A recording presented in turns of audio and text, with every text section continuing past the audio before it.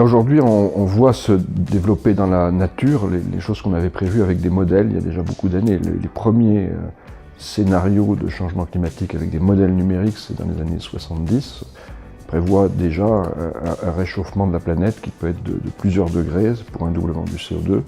Aujourd'hui, on n'est pas encore tout à fait au doublement du CO2, mais on a augmenté la température de la planète d'1 degré.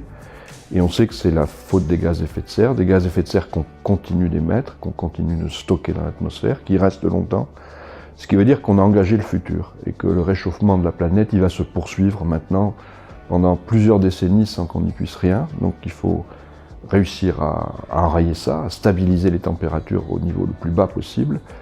Et je crois qu'il faut aussi donner une attention très importante à la défense de nos territoires, parce que c'est des territoires qui vont nécessairement souffrir d'un changement climatique qui va se manifester de manière forte dans les prochaines décennies.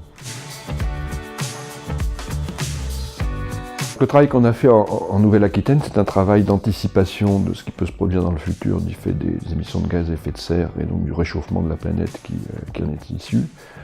Alors, il y a beaucoup d'impacts possibles. Ça peut toucher à la fois le littoral à cause du relèvement du niveau de la mer, ça peut toucher tout le cycle de l'eau parce que les neiges fondent plus vite dans les montagnes, on a des étiages plus marqués, on a des rivières aussi qui ont un usage qui peut changer parce que l'agriculture va souffrir du réchauffement de la planète. Et puis on a effectivement à se positionner par rapport à des filières agricoles, par rapport à beaucoup de choses.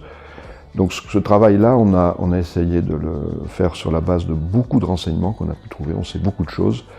Sur le fait aussi que le changement climatique, il est très largement inéluctable dans les prochaines décennies. Et donc il faut essayer de se protéger. Donc c'est un travail qu'on espère positif, qui peut permettre à la région de mieux traverser les décennies qui vont venir.